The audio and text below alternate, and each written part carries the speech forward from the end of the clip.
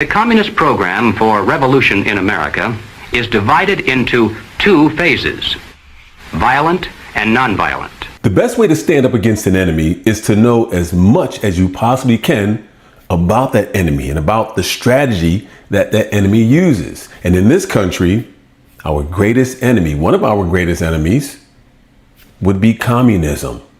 So if that's true, let's say that's true, should we not learn as much as we possibly can about this enemy and about the strategies that they use, or is used, should I say, by this enemy? And in turn, teach our children about this enemy as well, equipping them with information, with knowledge and wisdom so that they too can grow up understanding what to look out for and how to better raise their family.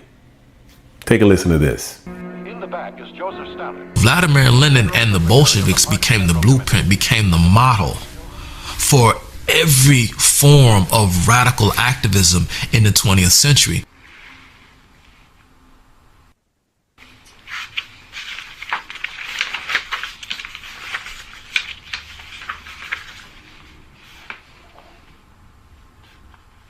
The communist program for revolution in America is divided into two phases, violent and nonviolent.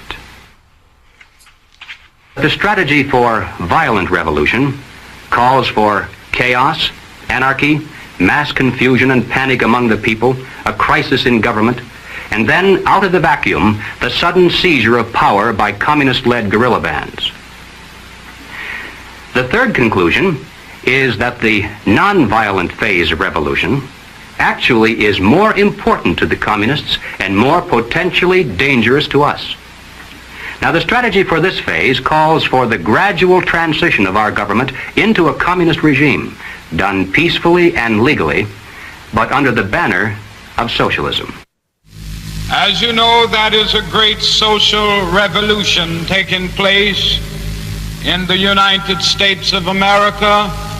And I come to you not altogether as a stranger, for the name that I happen to have is a name so familiar to Germany and so familiar to the world. And I'm happy that my parents decided to name me after the great reformer.